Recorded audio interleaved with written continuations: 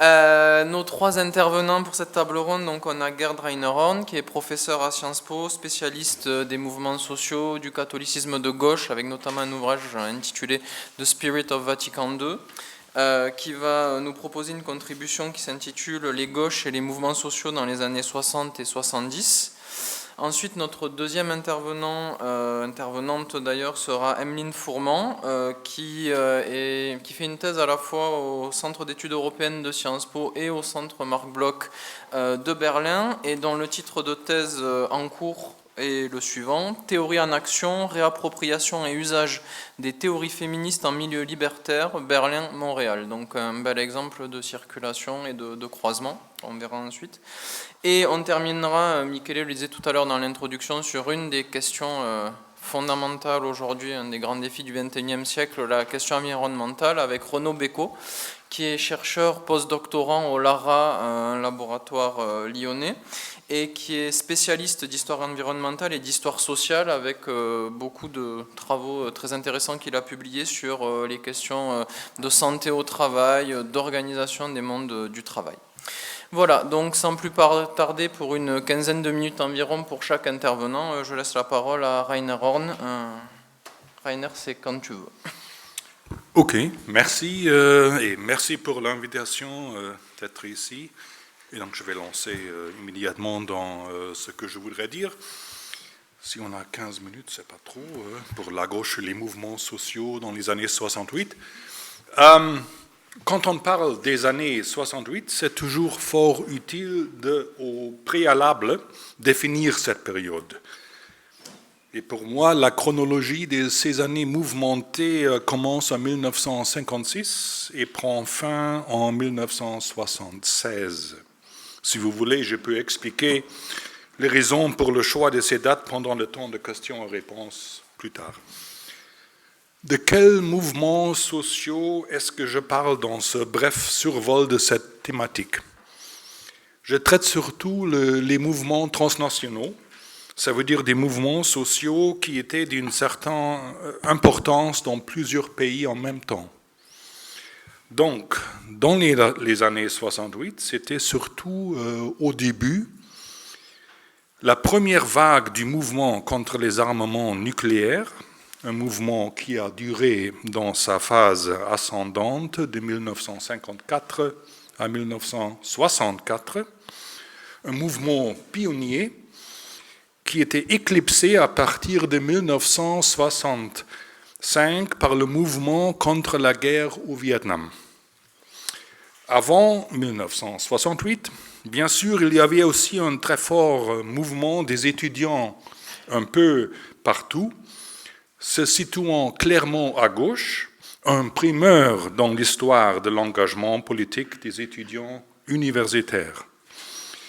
Enfin, en élargissant le regard de l'historien au monde extra-européen, toute la période à partir de 1955, Bandung a vécu l'épanouissement du tiers-mondisme avec des conséquences dans presque tous les continents. Après 1968, il y avait une sorte d'éclosion des mouvements sociaux situés à gauche. La deuxième vague du féminisme et le mouvement contre les centrales nucléaires, les dernières si chères au cœur de la gauche majoritaire ici en France, et pas seulement en France, et pas seulement la gauche majoritaire. Ces deux mouvements étaient seulement parmi les plus visibles sur le niveau international après 1968. L'interaction grandissante entre mouvements du premier et troisième monde, si je peux utiliser ces mots un peu dépassés, se manifestait encore une fois. Le mouvement contre la guerre au Vietnam, connu au Vietnam surtout par le nom beaucoup plus correct de guerre américain au Vietnam, lui-même précédé par le mouvement en solidarité avec la révolution algérienne, donnait place aux actions de solidarité avec le Chili après l'écrasement de la réforme radicale de Salvador Allende à partir de l'autre 9/11, le 11 septembre 1973. De quelle gauche est-ce qu'on peut et doit parler dans les années 68 ? Je distingue 3 courants de gauche dans cette période. En premier lieu, il y avait toujours la gauche traditionnelle, divisée en 2 frères hostiles, la social-démocratie et le communisme. Ces courants restaient des détachements les plus en vue sur le niveau quantitatif, affiliation, présence au Parlement, etc., dans presque tous les pays où ils ont pu exister légalement. De 1956 à 1968, il y avait quand même l'émergence d'une nouvelle branche de la famille des gauches, la nouvelle gauche, présente surtout en Europe, ouest et est, l'Amérique du Nord, mais aussi dans l'Amérique latine et un peu partout ailleurs. Troisièmement, à partir de 1968-69, on pourrait noter la forte ascendance de la gauche radicale qu'on donne le nom un peu controversé, à mon avis, extrême gauche, et pour lequel je préfère l'expression anglophone de far left. Comment est-ce qu'on peut expliquer cette multiplication relativement soudaine des gauches à partir de 1956 ? À mon avis, cette mutation de la famille marxiste ou marxisant après 1956 est surtout due aux activités sur le plan national et transnational des mouvements sociaux qui parfois ont investi la vie politique des pays entiers. Dans ce que je parle maintenant, je vais me concentrer surtout sur l'Europe, même si certainement l'Amérique latine a vu des processus fort similaires. Dans l'Europe de l'Ouest, les grands bataillons de la gauche social-démocrate et communiste commençaient, à partir des années 50, leur lent déclin vers la constitution des organisations soutenant le pouvoir et le statu quo. L'exemple paradigmatique était le comportement de la social-démocratie et du communisme français lors de la révolution algérienne. Guy Mollet était un des plus visibles pourfendeurs de la soi-disant civilisation française via les pouvoirs spéciaux, camps de concentration, etc. Et le Parti communiste les approuvait en mars 1956. En Grande-Bretagne, la crise de Suez avait joué un rôle similaire. Même si le Parti travailliste se compromettait un peu moins que ses confrères français, grâce aux hasards heureux de ne pas figurer à Downing Street 10 pendant les jours de la crise au Moyen-Orient. En Europe de l'Est, c'était les mouvements sociaux massifs de la Hongrie et de la Pologne en 1956 qui ont aidé à la création de la nouvelle gauche. Pas seulement en Europe de l'Est, mais aussi et peut-être surtout à l'ouest du rideau de fer. Donc, c'est l'abandon des causes des mouvements sociaux réellement existants de la part de la social-démocratie et du communisme qui a créé l'opportunité pour la toute première nouvelle scission des forces traditionnelles de gauche depuis la période de 1917 à 1920. Et cette aliénation des forces progressistes autour de l'année clé de 1956 ne s'arrêtait presque jamais. Avec l'éclosion des mouvements estudiantils de gauche dans la décennie des années 1960, même les fédérations de la jeunesse communiste dans les pays où le communisme était en train de se séparer du cordon ombilical moscovite se sont fondus comme les icebergs du monde d'aujourd'hui. La jeunesse communiste italienne, ayant encore 240 000 membres en 1961, justement pendant la décennie des mouvements sociaux mobilisant tant des jeunes, vers la fin de cette décennie, devenait pas plus que l'ombre de ce qu'elle était auparavant. Les années de la plus forte mobilisation des jeunes en Italie étaient les années 1968 et 69. En 1968, la Federazione Giovanile Comunista Italiano ne comptait pas plus que 125 000 adhérents, et en 1969, elle avait perdu encore une fois la moitié de ce qu'il y avait encore en 1968, et elle comptait seulement 68 000 adhérents. Et donc ces chiffres sont tellement intéressants que j'ai m'a permis de faire des copies pour vous donner une idée visuelle de cet effondrement des membres de la jeunesse communiste en Italie. Quand même, c'est vrai que dans la plupart des pays où la social-démocratie et le communisme pourraient exister légalement, le nombre des adhérents de ce qu'on appelle dans le monde anglophone « the old left » restait plus élevé que les chiffres relatifs aux membres de la nouvelle gauche. Mais la nouvelle gauche était beaucoup moins intéressée aux détails des fiches d'adhérents qu'aux actions concrètes dans la vie réelle. Et donc la dynamique des comportements sociaux de la nouvelle gauche était beaucoup plus centrale dans la politique extra-parlementaire de beaucoup des pays que les contributions des restes des bataillons encore nominalement assez impressionnantes de la social-démocratie et du communisme à l'ouest du rideau de fer. L'année 1968 changeait la donne encore une fois. La nouvelle gauche, orientée vers une mode d'opération surtout décentralisée et anti-hiérarchique, sans administration bureaucratique et assez souvent même sans aspiration de devenir une force gouvernementale, perdait les grandes batailles de cette année clé. Et je ne parle pas seulement de l'année 1968 en France. Une autocritique des forces vivantes dans la nouvelle gauche se répandait très vite. Et la plupart des organisations de la nouvelle gauche se scindaient et disparaissaient dans le sillage de 1968.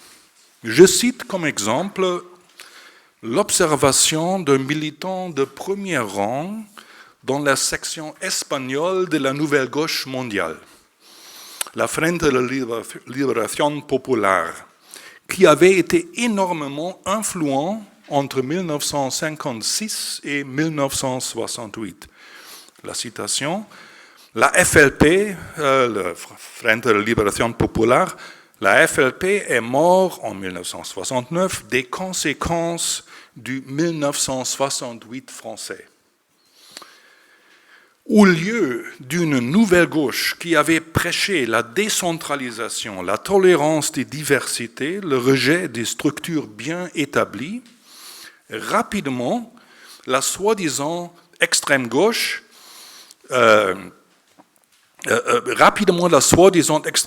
avec ses découvertes de supposés avantages d'un léninisme pur et dur, a pris le dessus vis-à-vis la nouvelle gauche en pleine décomposition. L'apogée des différents maoïsmes et trotskismes dans la première moitié des années 1970 est une conséquence directe de ces processus. Mais les forces de la social-démocratie et du communisme à l'ouest ont bénéficié aussi d'un certain vent en poupe dans ces années-là. Ce n'étaient pas seulement les rangs de l'extrême gauche qui ont profité de l'écroulement inattendu de la nouvelle gauche en 1968 et après. Dans beaucoup de pays, les forces de la vieille gauche, le old left, ont vécu leur deuxième souffle en ce temps-là. Comme exemple, je peux citer entre autres l'Allemagne de l'Ouest, où la social-démocratie sous Willy Brandt et même le communisme à 100% pro-RDA gagnaient des nouveaux adhérents en masse. Ce processus de révalidation des forces de la social-démocratie et du communisme à terme profitait aussi de la reconnaissance grandissante des soi-disant maladies infantiles de l'extrême gauche. La première moitié des années 1970 était aussi l'apogée des efforts de la part de la social-démocratie et du soi-disant eurocommunisme d'essayer de changer l'Union européenne dans la direction d'une Europe sociale, une bataille perdue.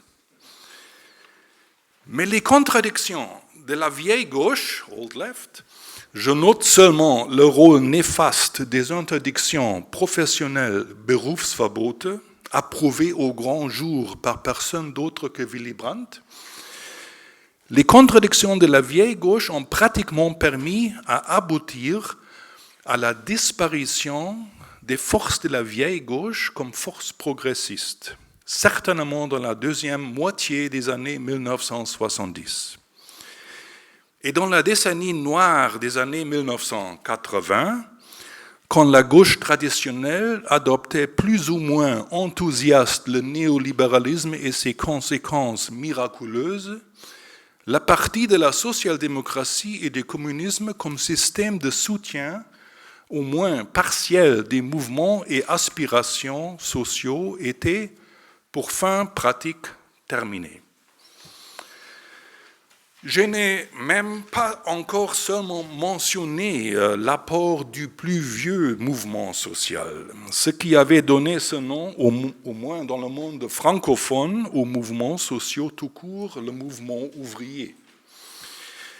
Mais je peux vous assurer que les grands coordonnées de ce qui s'est passé avec le mouvement ouvrier en soi, dans les années 68, le syndicalisme de base, les grèves organisées ou spontanées, etc., était assez similaire à ce que j'ai mentionné en ce qui concerne les interactions entre mouvements sociaux et organisations de gauche en général. En somme, dans ces années mouvementées, c'était les mouvements sociaux qui étaient les animateurs de la politique des gauches. Et les organisations de gauche suivaient et répondaient aux énergies propulsées par les mouvements sociaux. C'était le cas dans l'Europe démocratique ainsi qu'en Europe dictatoriale, le Grand Est, l'Ibérie, et pas du tout très différent dans le monde en dehors de l'Europe, Argentine, Sénégal, Tunisie, Pakistan, etc. C'était les mouvements sociaux qui ont déterminé les contours et l'évolution des partis politiques de gauche, pas à l'inverse. Au moins dans les cas des organisations et réseaux qui retenaient des liens étroits avec les mouvements sociaux. Je vous remercie de votre attention et j'espère d'avoir clarifié un peu cette période bouleversante dans la vie de la gauche et des mouvements sociaux. Merci. Merci beaucoup Rainer et merci d'avoir tenu le temps. Donc on est dans un très bon timing et on va passer maintenant à la communication d'Emeline Fourmont qui fait sur une période très contemporaine sur aujourd'hui. En sociologue, en fait elle fait un mélange, une association entre une composante de la gauche radicale identifiée par Rainer, les milieux libertaires, que vous nous définirez, qu'est-ce que ça veut dire aujourd'hui être libertaire, avec un autre fort courant de ces gauches radicales identifié aussi par Rainer, le féminisme, avec les deux vagues de l'après-seconde guerre mondiale. Et donc aujourd'hui encore, quel type de féminisme circule dans ces milieux que vous allez nous présenter entre Montréal et Berlin?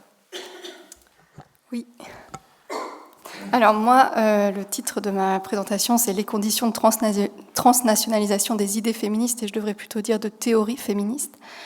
Et c'est une réflexion que je vous propose à partir de ma thèse qui porte sur les réappropriations et usages des théories féministes à Berlin et à Montréal dans les milieux libertaires. Et ça veut dire que pour moi, la question de la transnationalisation, elle se pose à partir de la question de la réception sur des terrains très localisés. Donc comme il a été précisé, je suis plutôt sociologue, en fait sociologue du politique, je suis officiellement politiste, et donc je travaille sur une période très récente, même si donc mes terrains ont été menés en 2016 et 2017. Je fais de l'ethnographie et des entretiens, mais je consulte aussi des archives. Et donc, sur le temps long, je vais jusque dans les années 80.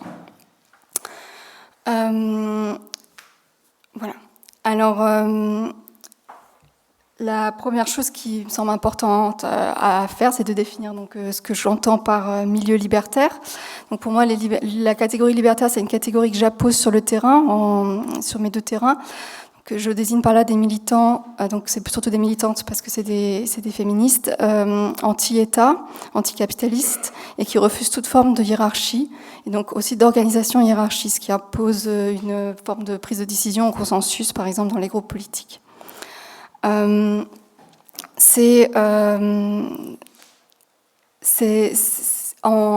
Berlin, ces libertaires ne se définissent pas comme ça, mais c'est la gauche non dogmatique.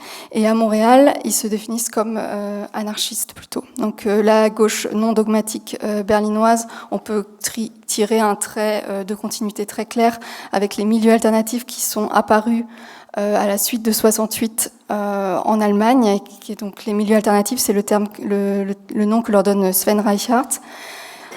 Donc c'est des milieux qui se sont construits sur le temps long depuis 68 et à Montréal par contre c'est plus récent, les anarchistes apparaissent, le mouvement anarchiste apparaît réellement avec le moment du déclin du mouvement indépendantiste dans les années 90 suite au 2e non au référendum pour l'indépendance et avec aussi l'avènement du mouvement altermondialiste. Donc c'est plutôt les années 2000, le moment d'effervescence libertaire. L'engagement libertaire dont je traite ici se caractérise par une forte valorisation de l'engagement local, donc pas du tout transnational a priori. Ils veulent ce qu'on retrouve ce que j'ai dans les entretiens, c'est ce qui est valorisé, c'est s'organiser dans son quartier, sa communauté, on dit comme ça au Québec. Et ça amène à ces militants à donc vouloir s'engager dans des initiatives, par exemple de droit au logement, de défense des droits sociaux, d'un point de vue local, donc pas du tout, même pas la ville, mais vraiment au niveau du quartier. Donc à Berlin, les quartiers qui sont considérés même comme étant des territoires libertaires, c'est Kreuzberg et Neukölln. Et à Montréal, c'est Hochelaga et dans une moindre mesure, Pointe-Saint-Charles, si ça dit quelque chose. Si ça vous dit quelque chose. Donc pour moi, en fait, la question de la transnationalisation, elle se pose pas d'une perspective où je ne me place pas, je suis pas en train d'étudier une organisation internationale libertaire, mais plutôt la façon dont on observe dont ces militantes à l'échelle locale s'inscrivent dans une dynamique transnationale et comment, à partir de ce niveau micro, donc vraiment de l'ethnographie, hein, la plus faible échelle d'analyse en sociologie, qu'est-ce que j'observe comme dynamique transnationale. Donc, ma thèse portant sur les usages et réappropriation des théories féministes par les militantes féministes libertaires, je propose ici de me concentrer sur 2 perspectives théoriques, le déconstructivisme et l'intersectionnalité. Je vais expliquer un peu plus tard ce que c'est, pour comprendre comment la circulation des idées féministes peut se faire dans les milieux libertaires, alors même qu'il n'existe pas, donc, comme je disais, de grandes organisations internationales libertaires qui prennent en charge la mise en forme d'un discours politique commun ou qui soit au moins un forum où ces idées sont discutées. Donc, mes terrains se caractérisent en fait par une forte informalité. Pour vous donner une idée, la plupart du temps, donc j'ai affaire à parfois il n'y a même pas de groupe politique, mais quand j'ai des groupes politiques, ces groupes dépassent rarement plus de 10 personnes. Quand ils dépassent plus de 10 personnes, ils sont organisés en sous-comités d'une dizaine de personnes. Donc, en fait, chaque militante évolue toujours avec un groupe affinitaire plutôt restreint. Et dans le cadre du militantisme féministe, en fait, ce militantisme a pour spécificité, mais c'est pas du tout propre aux libertaires, de s'organiser de façon en investissant des espaces qui sont a priori pas considérés comme politiques. Donc le gros classique dans l'étude sur le mouvement féministe des années 70, c'est les réunions tupperware qui sont devenues en fait des formes de réunions politiques. Moi, j'ai pas de réunions tupperware sur mes terrains libertaires, mais j'ai des événements culturels des festivals, des concerts, et puis les soirées entre copines qui sont en fait très importantes à considérer parce que beaucoup de décisions et d'actions sont planifiées dans ces soirées. Cela veut dire pour moi donc que je n'observe pas un groupe particulier, mais que mon terrain consiste à beaucoup participer à la sociabilité féministe libertaire. Alors, malgré cette informalité très forte de ce terrain, ce que j'aimerais défendre comme idée dans ma présentation, c'est que ce n'est pas parce que le terrain est informel qu'il se veut informel aussi, qu'il refuse toute organisation hiérarchique, qu'il faut penser que les institutions, les cadres formels ne jouent aucun rôle dans la façon dont les idées circulent. Donc là, je me concentre sur les idées, j'aurais pu aussi prendre les pratiques. Donc, pour ça, donc, je prends le cadre du déconstructivisme et de l'intersectionnalité, donc deux courants théoriques féministes. Alors, d'abord, qu'est-ce que c'est ? Le déconstructivisme renvoie à une pensée de la déconstruction, plutôt de la dénaturalisation de l'idée d'une causalité entre le sexe assigné à la naissance, sur la base de l'anatomie, donc le fameux « c'est un garçon, c'est une fille » qui est prononcé à la naissance, l'identité de genre, donc l'identité de genre avec laquelle on vit sa vie, et l'orientation du désir qui est toujours, qui est supposée hétérosexuelle. Donc c'est une critique de cette causalité. Il s'agit moins, par rapport à un féminisme plus matérialiste, d'une remise en cause du rapport de domination homme-femme qu'une critique des normes de genre qui définissent les hommes comme masculins et les femmes comme féminines, qui ne pensent pas donc les hommes comme pouvant être féminins et les femmes comme pouvant être féminines, mais aussi qui restreint la possibilité des identités de genre à la binarité masculin-féminin, qui ne pense pas d'en dehors. Donc ça, c'est pour le déconstructivisme. L'intersectionnalité, c'est un concept théorique qui a été forgé par une théoricienne, juriste, féministe noire, états-unienne, Kimberly Crenshaw, et elle l'a conçu pour penser l'imbrication des différents rapports de domination entre eux, notamment dans la façon dont cette imbrication amène à une expérience différente du sexisme, selon que on est donc l'idée, l'exemple type, c'est une femme noire n'a pas la même expérience du sexisme qu'une femme qui ne serait pas noire, parce que son expérience du sexisme est inextricable de son expérience du racisme, et que donc cette expérience simultanée du racisme et du sexisme crée une expérience spécifique qui est celle des femmes noires, et en conséquence on ne peut pas considérer que l'expérience des femmes serait une expérience homogène. Le déconstructivisme et l'intersectionnalité sont deux perspectives qui se sont développées dans les années 80 aux États-Unis. Alors pour le déconstructivisme, le livre qui est considéré comme la référence aujourd'hui, c'est Troubles dans le genre de Judith Butler, qui a été publié en 90. Et pour Kimberly Crenshaw, son premier article, je crois que c'est 88, sinon c'est 89, sur la question. Et ces deux perspectives théoriques, elles sont importantes pour les féministes parce qu'en fait, elles remettent en cause de manière différente le sujet du féminisme, le « nous, les femmes », affirmé par la plupart des mouvements féministes. Le déconstructivisme plaide pour un abandon du sujet femme, donc un abandon de toutes ces catégories féminin, masculin, et penser un au-delà. Et tandis que l'intersectionnalité amène à plutôt pas à abandonner le sujet femme, mais à penser son hétérogénéité. Les différences entre les femmes et ce qui font qu'un nous femme ne peut jamais être un nous homogène. Si l'on s'intéresse à la façon dont l'intersectionnalité et le déconstructivisme ont été réceptionnés par les militantes étudiées à Berlin et à Montréal, on remarque tout d'abord un fort décalage dans le temps. En effet, de manière contre-intuitive, la pensée intersectionnelle a été réceptionnée dans les années 80-90 à Berlin, alors qu'il a fallu attendre les années 2000 pour qu'une telle réception ait lieu à Montréal, alors que ça a été théorisé à quelques kilomètres. Montréal, c'est une journée, même pas de New York. De même pour le déconstructivisme, il a été réceptionné dès le début des années 90, en fait dès la publication de Troubles dans le genre en Allemagne, et seulement dans les années aussi 2000 au Québec. Ce décalage s'explique tant par une identification forte des féministes allemandes aux féministes états-uniennes que par l'hostilité forte des féministes québécoises francophones vis-à-vis de tout ce qui est anglophone. Une hostilité qui va de pair avec une identification forte avec la francophonie. Hostilité qui a pourtant s'est amoindrie dans les années 2000 avec aussi l'amoindrissement du mouvement indépendantiste. Donc ça veut dire que le cadre transnational qui m'intéresse, c'est pas un cadre transnational très précis, linguistique. C'est-à-dire que les Allemandes, en fait, elles s'inscrivent dans un cadre transnational anglophone, germanophone aussi, mais le cadre anglophone est très important, tandis que les Québécois sont vraiment dans un cadre francophone. Donc, si maintenant je m'intéresse à la façon dont l'intersectionnalité a été réceptionnée dans les cadres militants qui m'intéressent, on observe différentes modalités de cette réception. Donc, à Berlin, ce n'est pas le concept d'intersectionnalité qui a été reçu dans les années 80, mais la pensée, la pratique du mouvement des femmes noires. Ça s'explique par le voyage d'une militante très importante, qui est Audre Lorde, qui est une féministe noire états-unienne, aussi lesbienne, qui a vécu à Berlin dans les années 80, donc de 84 à 92, elle est morte en 92, et quand elle est arrivée, elle a demandé à rencontrer des femmes noires, et c'est de cette rencontre qu'est né le mouvement des femmes noires, donc des femmes afro-allemandes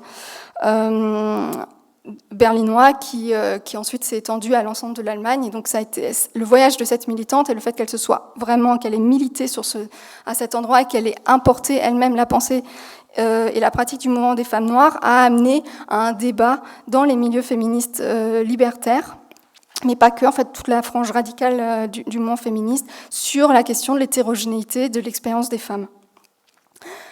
Quand on regarde par ailleurs, il y a eu ce débat qui donc a été mené dans les années 80, début 90, puis après il y a un peu un creux, le débat sur les différences d'expérience selon l'expérience du racisme disparaît un peu des milieux libertaires allemands et réapparaît exactement à la période que moi j'ai enquêté dans les années 2010.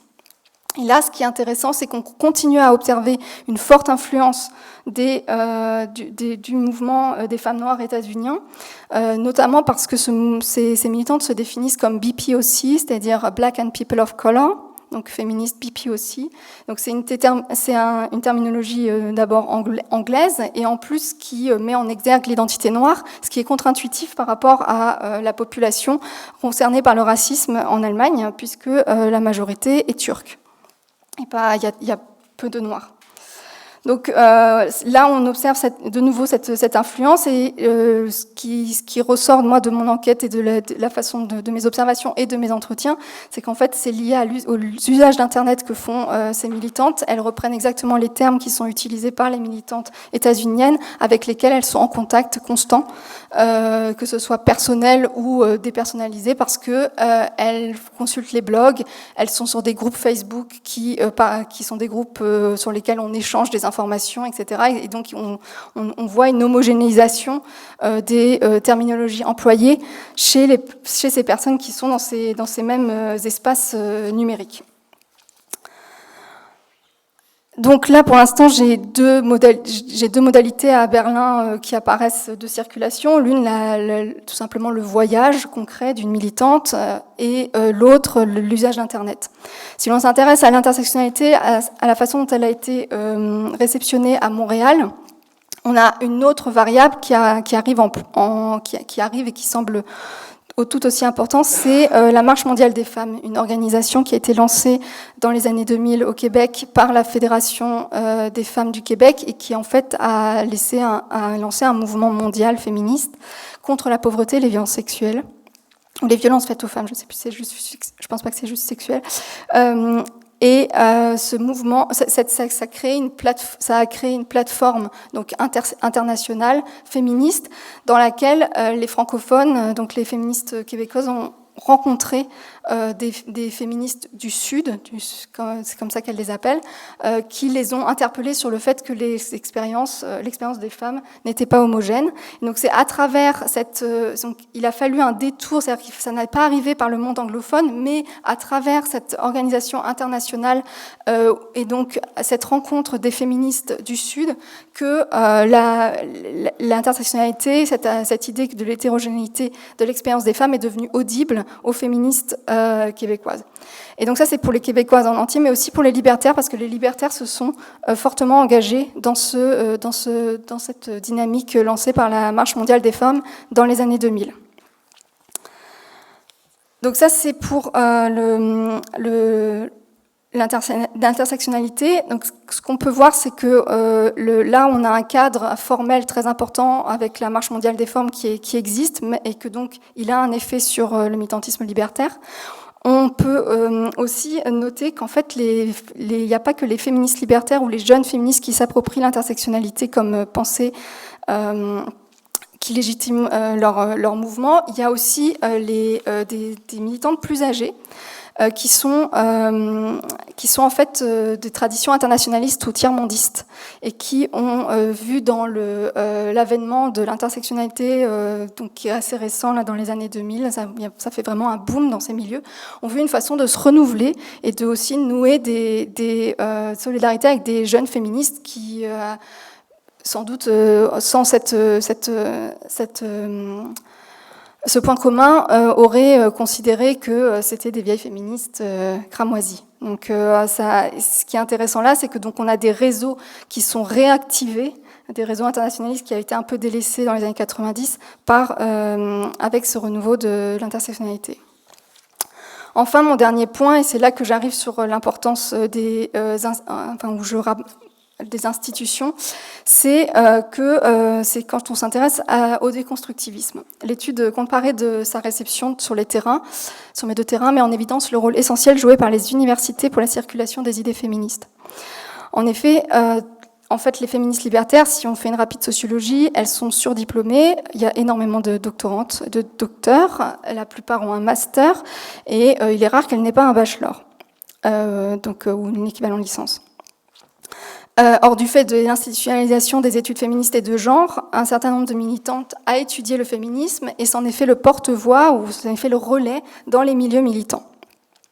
Donc, ce qui est intéressant, c'est que quand on regarde, j'ai observé cette influence universitaire sur les militantes à plusieurs échelles, mais si on regarde à un niveau méso, on observe une correspondance entre courants théoriques féministes représentés dans les universités locales et les courants théoriques féministes qui dominent parmi les militantes. Donc, à Berlin, par exemple, le déconstructivisme occupe une position hégémonique dans les cursus d'études de genre, ce qui se retrouve chez les militantes qui se revendiquent toutes du déconstructivisme, elles appellent ça le queer féminisme, et et donc c'est très impressionnant. En fait, elle répète, parfois on a l'impression qu'elle répète ce que dit Judith Butler dans son premier chapitre dans Troubles dans le genre, pour expliquer leur position féministe. Et certaines marquent le début du féminisme avec Judith Butler. Donc c'est quelque chose de très fortement, très présent. Et il y a juste un groupe qui apparaît comme presque une variable aberrante sur ce terrain, qui se revendique différentialiste et qui en fait a été créé par des anciennes étudiantes de l'université d'Hanovre, où cette perspective dite différentialiste est enseignée. Et donc, en fait, l'explication de l'existence de ce groupe est en fait liée au fait que dans une autre université où ces étudiantes étaient avant d'habiter à Berlin, cette perspective était enseignée. De même, à Montréal, les chercheuses féministes francophones se revendiquent quasiment toutes du féminisme matérialiste français et sont vivement opposées au déconstructivisme jugé néolibéral. Et ça, à l'université comme dans les milieux militants. Et donc, ça a pour effet que les militantes francophones déconstructivistes sont très rares.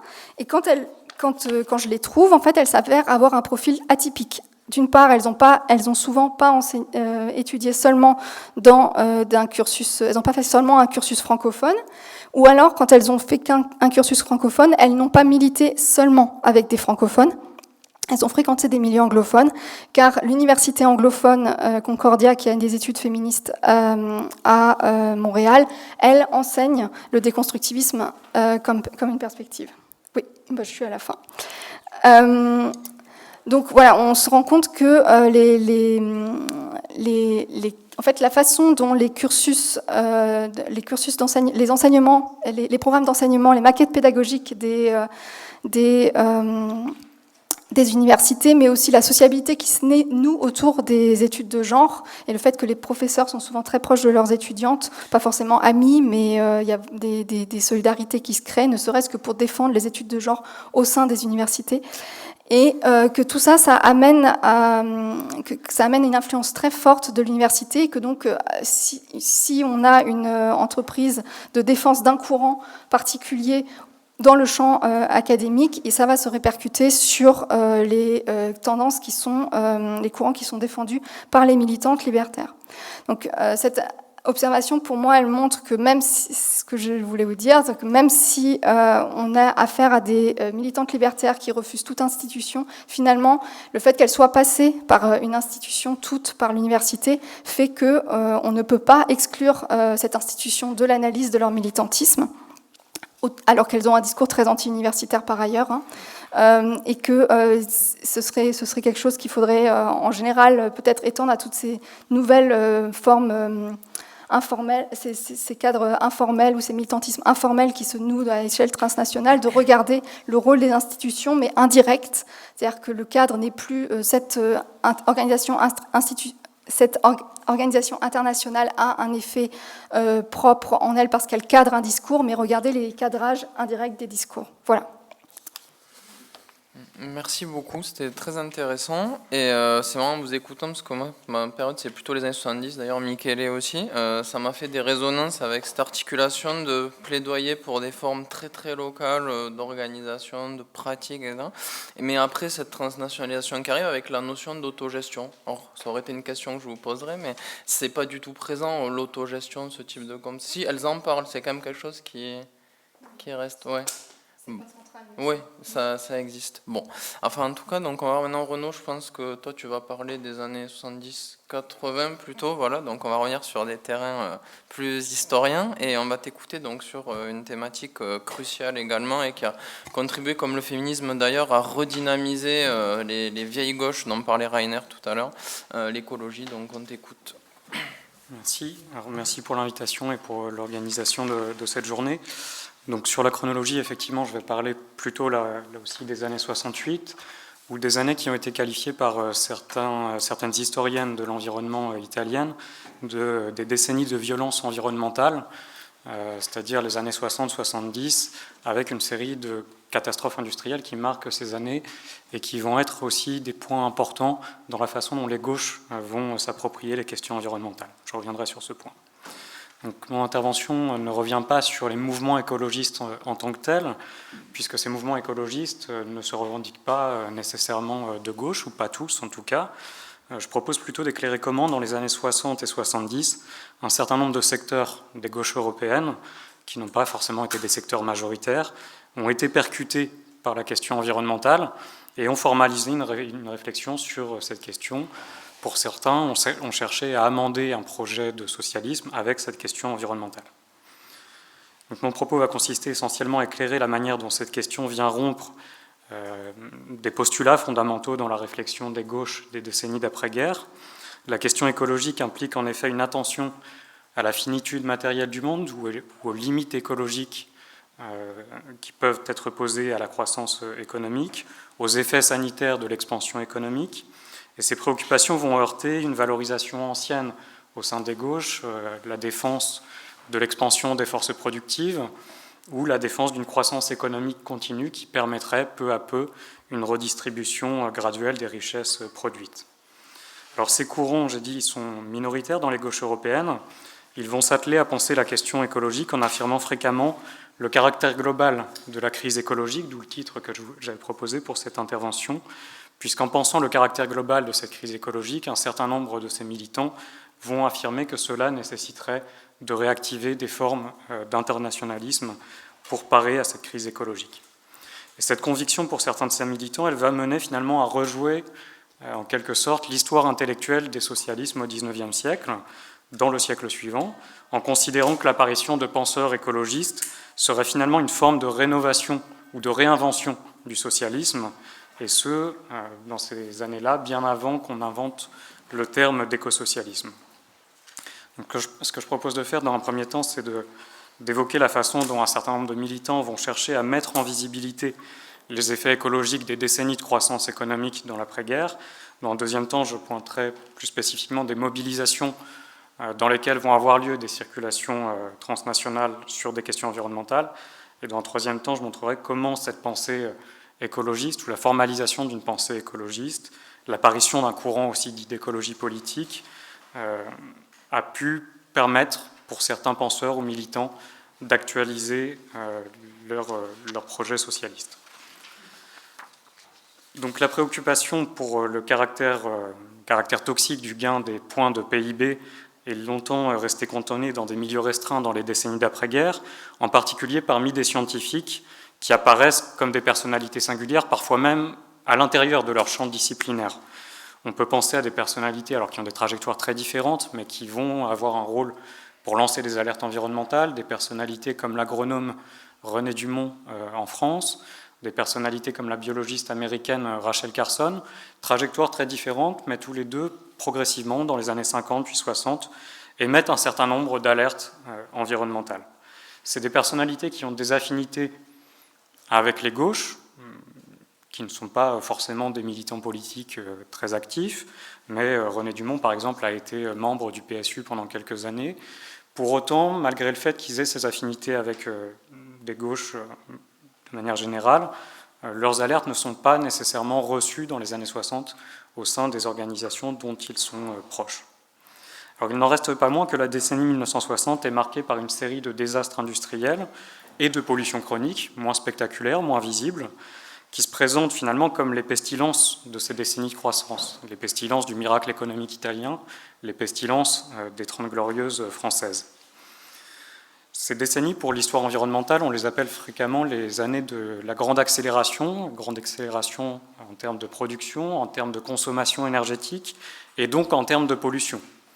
On consomme en particulier beaucoup plus de pétrole qu'avant, et on développe des industries pétrochimiques dans plusieurs territoires à travers l'Europe. Ces pollutions pétrochimiques vont affecter au premier chef les classes populaires, donc les classes que les gauches entendent représenter. Donc pour prendre un exemple, l'explosion de la raffinerie de Feyzin au sud de Lyon en janvier 1966 est suivie quelques jours plus tard par l'explosion de la raffinerie de Francfort. On est mi-janvier 1966, et ces explosions vont interpeller les gauches sur leur rapport à une certaine forme de modernité, puisque la pétrochimie incarnait une forme de modernité industrielle à l'époque. Il n'est probablement pas anodin de noter que les collectes syndicales qui vont avoir lieu après l'accident de Feyzin, collectes de soutien aux sinistrés de cet accident, vont décider de livrer une part des finances qu'ils ont récoltées aux sinistrés de la raffinerie de Francfort, en considérant que finalement les ouvriers et les ingénieurs des raffineries de Francfort ou de Feyzin seraient exposés au même type de nuisances et qu'il faudrait donc manifester une forme de solidarité en acte, tout en témoignant du fait que l'ensemble de ces salariés rencontrent les mêmes risques, sont confrontés aux mêmes risques. Cette visibilité de la question environnementale, elle est finalement à l'origine de l'une des grandes querelles des gauches au début des années 70 en Europe, même si à mon sens l'histoire intellectuelle n'a peut-être pas encore suffisamment éclairé cette querelle, c'est celle qui porte sur l'accueil à réserver aux thèses de la croissance zéro. Donc la réception du rapport du Club de Rome tout début des années 70, puis en Europe de la lettre du commissaire européen Siko Mansholt, qui défend aussi une thèse de la croissance zéro, sont un moment de cristallisation, de tension à l'intérieur des organisations de gauche européennes. Alors pour schématiser à outrance, mais je n'ai pas le temps de détailler en un quart d'heure, d'un côté, on a un courant qui reste extrêmement majoritaire, avec des organisations qui vont persister à penser l'horizon distributif du socialisme, c'est-à-dire une perspective de justice sociale en redistribuant davantage les ressources produites, mais en postulant que la croissance économique permettra qu'on ait toujours davantage de ressources à redistribuer, et qui vont donc s'insurger contre les thèses de la croissance zéro en considérant que finalement c'est une résurgence de malthusianisme et que cela irait contre les intérêts des classes populaires. Et d'un autre côté, de manière beaucoup plus minoritaire, vont s'affirmer des courants marxistes hétérodoxes qui s'emparent du caractère subversif de cette proposition de la croissance zéro en invitant à repenser ce que recouvre le terme de croissance, en invitant éventuellement à trouver de nouveaux indicateurs économiques et en invitant également les salariés à s'interroger sur l'utilité sociale de ce qu'ils produisent et sur la viabilité écologique de ce qu'ils produisent. Alors ce n'est pas simplement une proposition intellectuelle, puisqu'on a quelques cas de conflits sociaux et environnementaux, dans la pétrochimie en particulier, au cours desquels des salariés vont affirmer que ce qu'ils produisent finalement n'a pas tellement d'utilité sociale, et en tout cas a un coût écologique qui est bien supérieur à l'utilité sociale de ce qu'ils produisent. Alors ça reste des cas extrêmement rares, évidemment, mais ce n'est pas inexistant non plus, et ça, c'est significatif de voir ces propositions apparaître. Alors, si on résume les propositions principales que vont formuler ces courants minoritaires, il y a deux points principaux. C'est réintégrer d'abord une attention aux limites matérielles de la croissance économique, aux limites écologiques de cette croissance économique, et repenser également la définition des besoins sociaux. Qu'est-ce que sont les besoins sociaux? De quoi a-t-on besoin? Et qui définit ces besoins sociaux? Alors, de fait, les conflits écologiques qui sont portés par des courants minoritaires au sein des gauches européennes dans les années 70 vont fréquemment soulever ces deux questions. Les préoccupations écologiques de ces gauches ne sont pas celles qui sont débattues par les gouvernements au moment du sommet de Stockholm en 1972. C'est une définition de l'environnement qui est propre à ces gauches et qui est très liée à l'expérience de l'environnement que peuvent faire les classes populaires, donc en mettant en avant en particulier des enjeux de santé. Alors, je vais insister sur deux types de conflits, deux types de mobilisation environnementale portées par ces courants. Le premier type de conflit, ça porte sur les débordements industriels ou les maladies industrielles, c'est-à-dire l'ensemble des pollutions qui sortent de l'entreprise et auxquelles un certain nombre de militants syndicaux vont commencer à dire on ne peut pas y répondre seulement en restant dans l'espace de travail, il faut aussi qu'on prenne en compte le fait que les riverains des entreprises sont concernés par les mêmes problèmes de pollution et peuvent avoir les mêmes maladies. Alors, dès le début des années 60, dans des industries chimiques italiennes notamment, il y a des équipes de sociologues et de médecins qui se rendent dans ces usines, c'est des choses qui sont assez connues par l'histoire sociale italienne, qui vont chercher à faire parler les salariés sur leurs conditions de travail, l'organisation de leur travail, et progressivement leur démarche de donner la parole à ces salariés va faire émerger un certain nombre de problèmes de santé que peuvent rencontrer ces salariés, et peu à peu, on va voir des institutions sanitaires à l'échelle des entreprises se mettre en place et une forme d'autogestion finalement de la santé des travailleurs qui va être mise en place.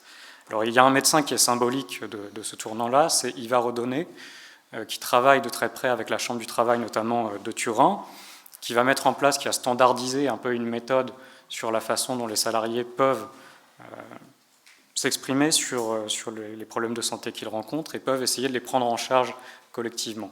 Je mentionne le nom d'Iva Rodone parce que son livre va être traduit dans plusieurs langues, en portugais, en espagnol, en français en 1981, et les propositions qu'il a formulées vont être reprises, vont être très influentes dans le mouvement syndical, enfin dans les mouvements syndicaux européens et dans les organisations européennes du mouvement syndical, encore jusqu'à nos jours pour le secteur santé au travail de l'organisation de la Confédération européenne des syndicats. Alors, ces circulations, elles peuvent également passer par des voies qui sortent du mouvement syndical et qui deviennent plus institutionnelles au sens d'administration publique ou d'organisation internationale, puisque par exemple le directeur du Centre international de la recherche sur le cancer dans les années 70, c'est un médecin italien, Lorenzo Tomatis, donc qui est en poste à Lyon, au Cirque, qui est une personnalité qui était proche du centre-gauche italien, pour le dire rapidement, mais qui va jouer un rôle aussi de passeur d'un certain nombre de pratiques militantes et qui va travailler notamment avec des syndicalistes de la CFDT en France. On pourrait multiplier les exemples de ce type-là. Je donne un dernier exemple sur ces questions de santé, qui est peut-être plus connu. C'est l'exemple de la Fédération internationale des travailleurs de la chimie, dans laquelle est dirigée par Charles Levinson, un Canadien, qui va avoir un rôle important dans la mise en visibilité des maladies qui sont liées au chlorure de vinylmonomère. Alors, le chlorure de vinylmonomère, ce n'est pas une substance si technique que ça, c'est la substance qui est utilisée notamment pour produire des matières plastiques, des tuyaux dans lesquels passent les eaux courantes. Donc une substance qui est très, très importante dans ces décennies de haute croissance et qui provoque un certain nombre de cancers des reins notamment. Là-dessus, la réflexion de Charles Levinson va infuser dans différents syndicats à l'échelle nationale, que ce soit en France, en Italie, en Allemagne, etc. Alors, le second type de mobilisation que je voulais mentionner, ça porte sur les enjeux énergétiques, et ça va être en particulier dans le contexte de la crise pétrolière, à partir de 1973-1974. La singularité que vont présenter ces mobilisations réside dans leur capacité à penser ces enjeux énergétiques en termes de systèmes énergétiques. Les systèmes énergétiques, ça désigne à la fois l'ensemble des sources d'énergie qui sont utilisées à un moment donné, mais aussi les convertisseurs d'énergie, Un convertisseur, par exemple, si on utilise l'énergie de l'eau, c'est un moulin, simplement. Et ça désigne aussi les rapports sociaux qui se tissent autour de la façon dont on utilise l'énergie. L'énergie, pour ces militants qui s'emparent des questions environnementales, à gauche, ça n'est pas simplement une question technique, c'est d'abord le fondement matériel des modèles de production, voire même le socle de l'organisation sociale et politique selon certains militants. Donc la lutte contre l'énergie nucléaire en particulier, qui va être un moment de mobilisation qui a déjà été mentionné tout à l'heure, va pouvoir se mener avec un certain nombre d'arguments sanitaires, mais elle se nourrit aussi par une volonté d'interroger les besoins énergétiques et la façon dont ces besoins pourraient être adaptés ou non aux ressources présentes sur un territoire. Alors ces luttes contre l'énergie nucléaire, ça va être des moments de circulation transnationale dans plusieurs espaces sociaux. Dans le domaine de la production d'expertise scientifique, d'abord, des réflexions qui sont menées par exemple au sein de la CFDT en France vont connaître une diffusion internationale. Le film par exemple que la CFDT produit sur les conditions de travail dans le nucléaire, un film qui s'appelle « Condamné à réussir », va être traduit dans plusieurs dizaines de langues, y compris au-delà de l'Europe. Il va être traduit en japonais par exemple. Et à l'échelle de mobilisation sur les territoires, on voit des circulations militantes davantage par le bas. On le voit par exemple en France dès l'installation de la centrale de Fessenheim au début des années 70, où il y a des relations franco-allemandes très importantes qui se tissent et qui resteront très actives jusqu'à la fin des années 70. Ces relations, elles peuvent perdurer aussi par la circulation d'un certain nombre de pratiques militantes. J'en prends qu'une parce qu'elle n'est pas forcément la plus connue. C'est des pièces de théâtre antinucléaires. Il y a un certain nombre, un personnage par exemple qui s'appelle Jean Kergrist, qui est acteur de théâtre, qui met en scène une pièce de théâtre qui s'appelle Le Clown Atomique, qu'il va reproduire plusieurs centaines de fois en faisant le tour de l'Europe avec cette pièce. Alors ces circulations de pratiques, elles ne fournissent pas seulement des arguments contre le nucléaire, mais elles vont aussi fournir des arguments pour une alternative énergétique à un certain nombre de militants. Contre le gigantisme du nucléaire, ces militants vont défendre ce qu'ils désignent comme des technologies appropriées, c'est-à-dire des convertisseurs d'énergie qui se caractériseraient par 3 éléments. L'usage de sources d'énergie renouvelables dont l'impact sanitaire et environnemental serait moindre. Ce sera ensuite des sources plus adaptées aux spécificités environnementales de chaque territoire. Et ce seraient finalement des sources qui pourraient être gérées et maîtrisées de manière plus démocratique que l'énergie nucléaire, par exemple. Donc, l'un des grands penseurs des technologies appropriées à ce moment-là, c'est le philosophe et théologien Ivan Illich, une figure intellectuelle singulière dont le rapport avec les gauches mériterait une présentation en soi, donc je ne vais pas détailler. Néanmoins, la pensée de Illich, elle fait la synthèse des troubles finalement que vont connaître les gauches européennes face à la question écologique dans ces années-là.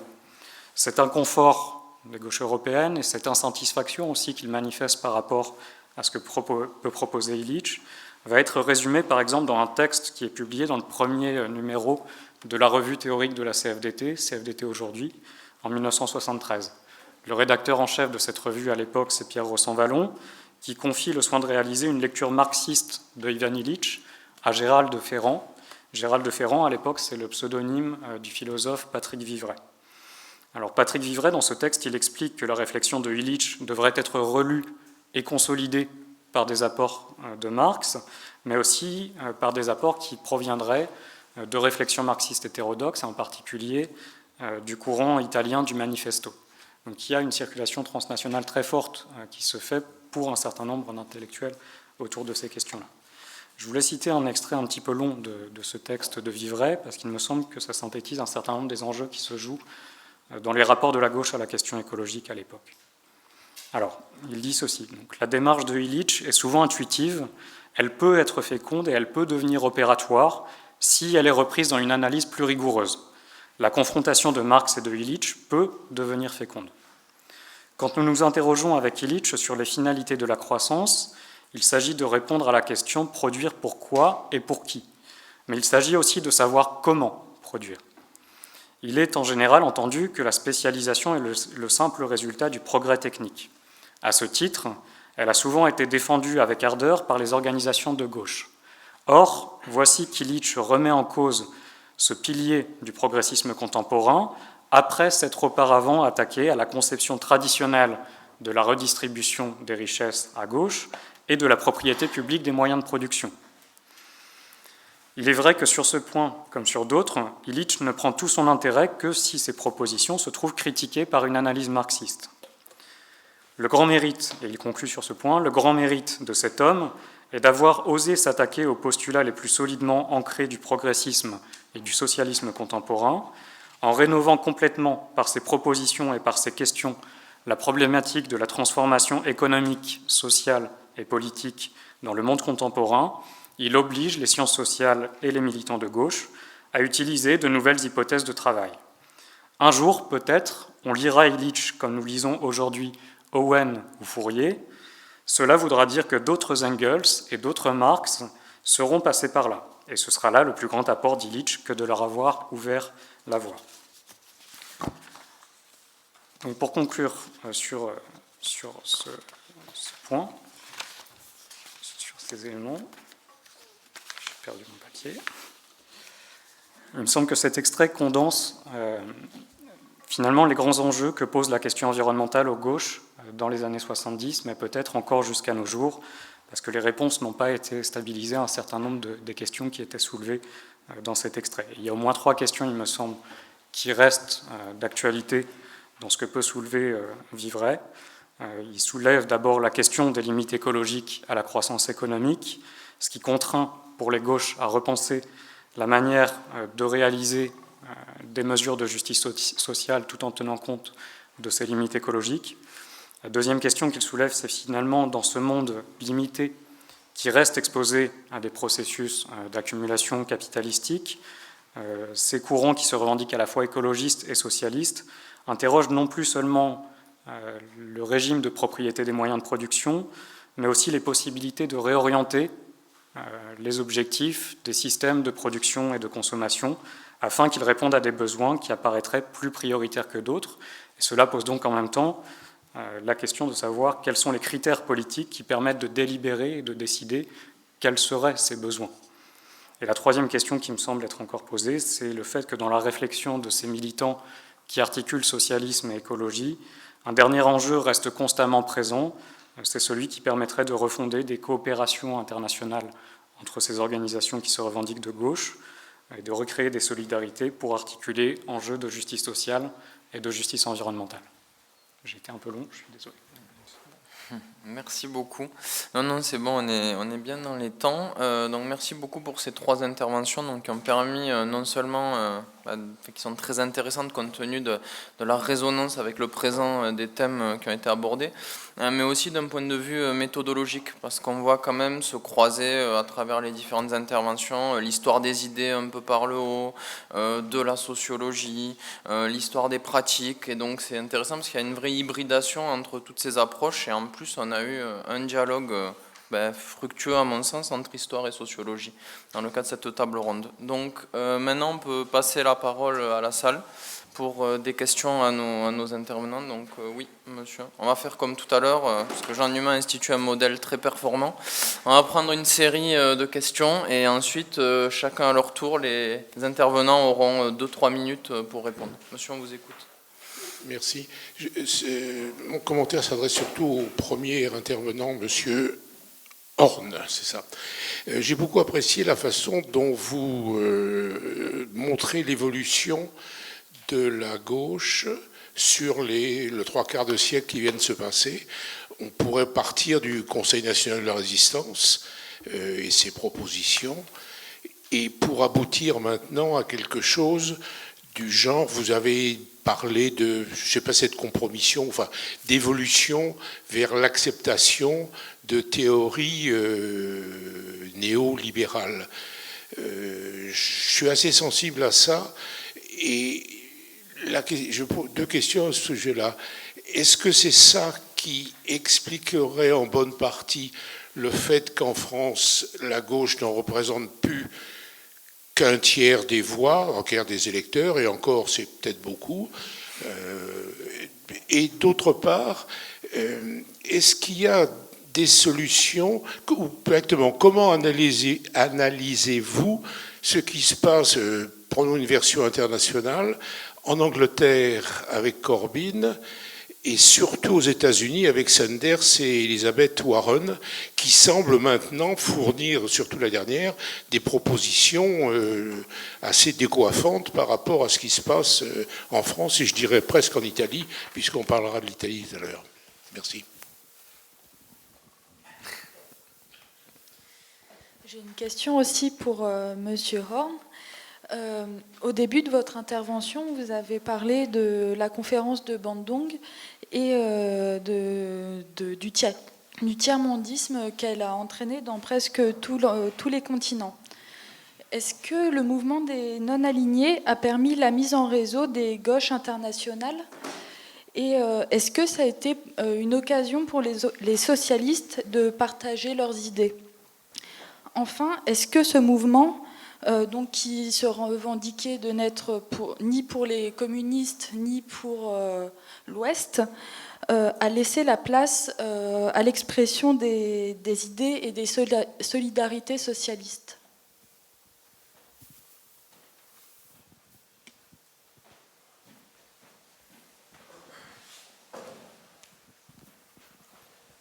Oui, aussi une question pour Gerd Rainer Horn. Mais par rapport à la chronologie, en fait, je vois bien la date de 1956 comme point de départ, mais 1976, pourquoi la retenir comme fin des années 68?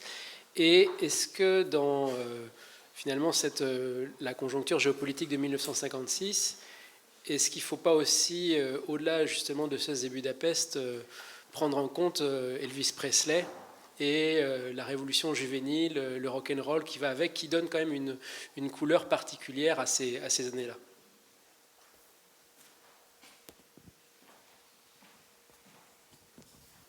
Oui, merci beaucoup pour les 3 interventions. J'avais une question pour Emeline Fourment. Je voulais savoir, vous avez précisé le fait que sociologiquement, il y avait une part de ces militantes qui étaient importantes, qui étaient diplômées, voire très diplômées. Et en même temps, elles sont passionnées par la question de l'intersectionnalité, donc la question des diverses formes de domination. Est-ce que ça crée donc dans le quotidien de leur pratique des contradictions éventuelles, ou un souci particulier sur la manière de parler à d'autres types de militantes ou d'autres groupes sociaux, comment elles prennent en charge elles-mêmes en fait cette contradiction potentielle, sans que ça soit, mais entre la théorie à laquelle elles adhèrent et puis leur recrutement plutôt homogène. Et puis sur l'exposé de Renaud, je voulais savoir. J'ai appris plein de choses sur donc la catastrophe de Feyzin. À partir de quand on peut dire, parce qu'il y avait déjà eu des catastrophes industrielles et il y avait des protestations, à partir de quand la protestation ou la contestation elle devient vraiment environnementale et pas seulement de dénoncer, comme ça avait été le cas à Courrières en 1906, le problème de la réparation, de l'indemnisation. Il n'y a pas forcément, on peut dénoncer une catastrophe sans qu'il y ait une critique d'ordre environnemental sur l'activité productive. Donc est-ce qu'on voit vraiment la production de discours de cette nature-là qui s'associe aux mobilisations dans les années 60-70, ou est-ce qu'il y a encore un côté un peu mêlé, un peu hybride qui se manifeste? Merci.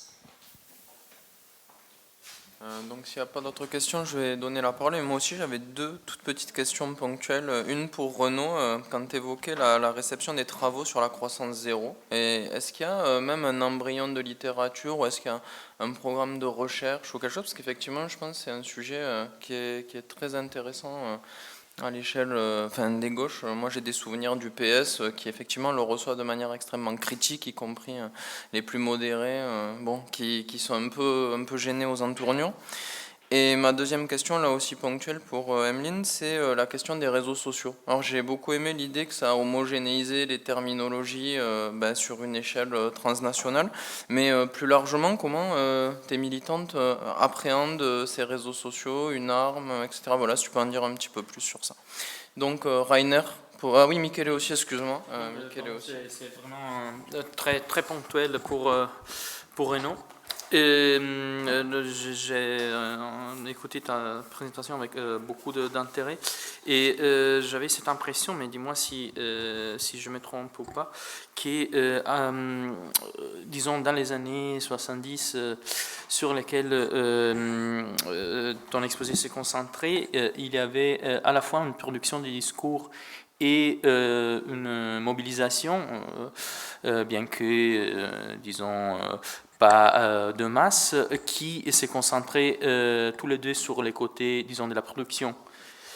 Tandis qu'aujourd'hui, oui, il y a une production de discours qui se concentre sur les côtés de la production, mais l'activisme, la mobilisation se concentre plutôt sur les côtés de la consommation. Et comment consommer, comment à travers des initiatives individuelles, disons, intervenir dans les micros sur la question environnementale. Donc Rainer pour 3-4 minutes vu le spectre des questions. Puis Renaud et Emeline et Renaud ensuite.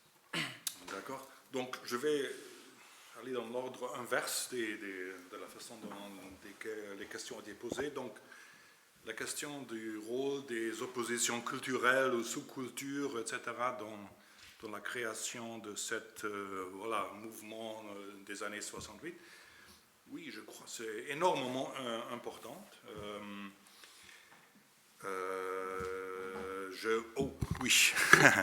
Je crois que, par exemple, le mouvement des blousons noirs, je crois, en France, c'était ça.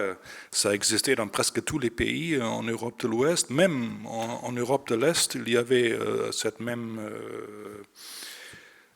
existence des sous-cultures comme ça qui s'appelaient hooligans. Ils ont utilisé un nom anglais pour ça dans l'Union soviétique.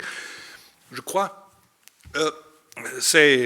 on ne peut pas vraiment sous-estimer la façon dans laquelle ces oppositions culturelles ont préparé le terrain pour l'ouverture des esprits vers des autres solutions aux crises mondiales de ces années. Et je ne parle pas seulement des blousons noirs, c'est aussi le rôle du beat culture, le rôle des gens comme Allen Ginsberg, Jack Kerouac, etc., ont joué sur le niveau international, c'était très important. Donc, voilà, dans le livre que j'ai écrit sur les années 68, le premier chapitre, c'est sur ce que j'appelle les non-conformistes préparent le terrain. Parce que si on regarde même les petites villes en Suisse, ils ont eu en 68. Donc, et là, c'était au début, dans les années 50, c'était des milieux sous-culturels qui étaient les seuls presque, qui étaient un peu ouverts dans l'esprit, dans cette direction de bouleversement de la société. Et donc, après qu'ils ont préparé le terrain, donc lentement, ils ont commencé à s'adresser aux questions beaucoup plus directement politiques. Mais c'était une évolution lente, mais dans les années 60, soudainement assez vite. Mais ça commençait très souvent dans les milieux sous-culturels, on peut dire. Donc, voilà. Très vite, bon. Le rôle du tiers-mondialisme dans l'organisation des socialistes sur le niveau international. Oui, c'était très important, je crois, et je me concentre sur l'Europe, dans mes propres recherches surtout, mais c'était énormément influentiel, surtout sur le niveau de la nouvelle gauche. Donc, dans la social-démocratie et le communisme, c'était beaucoup moins important. Voilà, c'était encore... Ils se sont engagés avec ça, mais les gens qui ont vraiment pris l'esprit du tiers-mondialisme dans leurs activités quotidiennes, c'était surtout le niveau avant 68 ou jusqu'à 68, c'était les gens de la nouvelle gauche. Donc c'est là, si on regarde les trois gauches dont j'ai parlé, le tiers-mondialisme qui était très importante certainement jusqu'au fin des années 60, mais aussi dans les années 70, dans une certaine façon, c'était la nouvelle gauche qui était le plus influencée de ça. Et voilà, dernièrement, la première question, Mais si j'ai compris correctement, c'était surtout une question autour du présent aujourd'hui que le passé dont j'ai parlé. Pardon? Oui, c'est la question sur comment est-ce qu'on peut sortir de cette trajet du... Vous avez mentionné le Conseil de la Résistance, national de la Résistance, vers le néolibéralisme. Donc, ok, bien sûr, il n'y avait pas seulement les courants qui étaient pro-néolibéral dans la social-démocratie et le communisme, hein, c'était tout un mélange, mais en général, c'était une évolution dans cette direction. Donc, quand on est arrivé avec, voilà, je ne sais pas, Tony Blair, etc., bon, il n'y a pas beaucoup de Conseil national de la Résistance dans Tony Blair, hein, jamais, même quand il était jeune. Donc, comment est-ce qu'on peut sortir de ça? Bon. J'ai des réponses personnelles, mais c'est un peu en dehors du cadre de cette discussion ici, je crois. Vous avez mentionné les efforts de voilà, Jeremy Corbyn, Bernie Sanders, etc. Oui, moi, personnellement, je suis sceptique qu'on peut vraiment réformer la old left. Je crois que s'il y a une sortie de ce que je regarde l'impasse, ça va venir d'un autre milieu que ça. Mais bon, ok, je m'arrête là parce que j'ai déjà parlé trop. Mais tu avais moins parlé que les deux autres, donc eux seront plus synthétiques dans leur réponse et ça va faire un équilibre social-démocrate. Donc oui, on y va. Emeline, à toi. Social-démocrate de gauche. Voilà. Alors oui, pour la question sur l'intersectionnalité. Alors en fait, j'ai pas parlé des interprétations, je suis restée sur le niveau de la circulation, parce qu'en fait, ce qui est intéressant, c'est que l'intersectionnalité est en fait comprise sur les deux terrains, surtout dans l'articulation racisme-sexisme. Race-genre. L'articulation racisme-sexisme, race-genre. Et la question de la classe est partiellement éludée. Alors, elle est posée, mais dans d'autres cadres, mais pas dans le cadre de l'intersectionnalité. Et donc sur ça... Bon, la question de la place de l'université, ce qui est intéressant, c'est qu'à la fois, c'est un impensé. C'est-à-dire qu'il est évident qu'on s'est rencontrés à l'université ou dans des cadres de sociabilité étudiante. Et en même temps, il y a toujours un moment où c'est critiqué parce qu'il y a toujours un moment où quelqu'un n'a pas étudié. Voilà. Donc ça peut parfois mener à des conflits ponctuels dans des conférences où tout d'un coup quelqu'un parle, dit « moi je ne comprends pas vos mots ». Le terme intersectionnalité lui-même, par exemple, est présenté comme du jargon universitaire qu'on ne comprend pas. À Montréal, alors il y a une position à Montréal qui est très peu présente à Berlin, qui est celle de l'éducation populaire. Donc il y a une volonté de faire de l'éducation populaire, donc de simplifier le langage. À Berlin, elle est moins présente. Et à Berlin, par contre, on a une position qui n'est pas majoritaire, mais qui n'apparaît pas à Montréal, qui est celle de revendiquer un certain élitisme dans le langage, en disant « le monde est complexe et le sens commun, ça n'est pas révolutionnaire », en reprenant souvent la position d'Adorno sur la question, et voilà, en disant donc le monde est complexe, le langage sera complexe, sinon on ne peut pas en rendre compte. Et sur la question des réseaux sociaux, alors, je dirais qu'il y a un usage qui est fait par tout le monde, qui est des réseaux sociaux, qui est celle de la diffusion d'informations et aussi de chercher des informations. Voilà, c'est le premier usage. Et ensuite, à Montréal, en fait, à Berlin, il y a un espace public. Je parle d'espace public pour ces terrains. Et il y a énormément de journaux, de revues qui sont lus, qui sont présents dans les colloques, donc parce que tout le monde vit en colocation quasiment, ou dans les bars, etc., qui ne sont pas du tout présents à Montréal. Et à Montréal, tous ces échanges, ces débats ont lieu sur Facebook. Donc sur des groupes, sur des pages personnelles, etc. Donc on peut faire, voilà, c'est mes deux principales sources pour tous ces débats. Donc à Montréal, c'est un espace public de discussion. À Berlin, moins. Aussi parce qu'il y a une forte méfiance vis-à-vis de tout ce qui est vis-à-vis des services secrets, en fait, voilà, le Verfassungsschutz est omniprésent dans dans les discussions, on parle sans dire jamais de nom, sans jamais dire les noms des groupes, etc., de peur que quelqu'un entende. Donc ça amène aussi à des certaines... on ne discute pas trop sur Facebook des choses. Alors parfois ça arrive, mais c'est pas de la même... Ouais, ça ne se fait pas de la même manière. Renaud, le mot de la fin en 2 minutes. Alors, sur la question d'à quel moment la catastrophe devient environnementale, il y a plusieurs façons d'y répondre. La première façon d'y répondre, ce serait de dire que, ce serait une réponse un peu latourienne, de dire que finalement il n'y a jamais d'environnement pur, qu'il n'y a jamais de mouvement environnemental ou strictement environnemental, qu'il y a toujours des motifs différents, économiques, politiques, mais ce n'est pas satisfaisant comme réponse.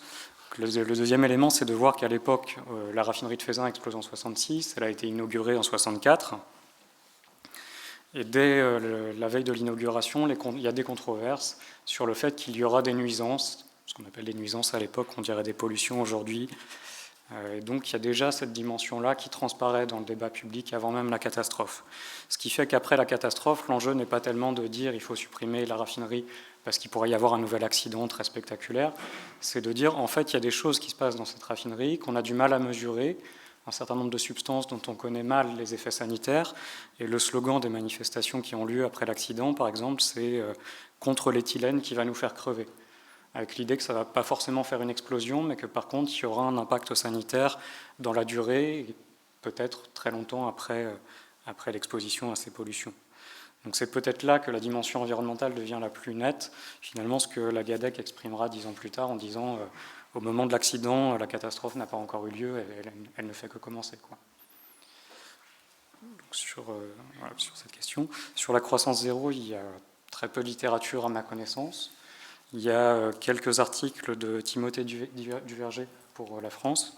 Sur l'Italie, il y a quelques paragraphes dans un article de Wilco van Anderberg qui est en anglais.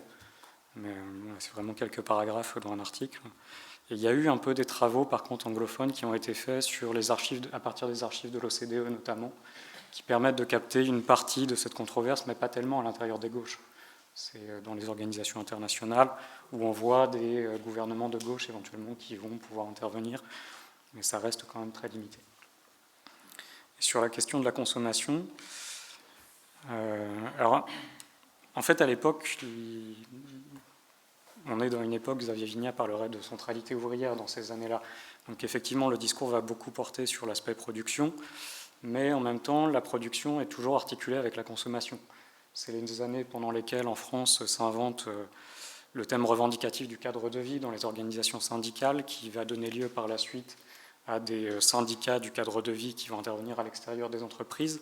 Et donc il y a toujours l'idée d'articuler revendication de production et de consommation.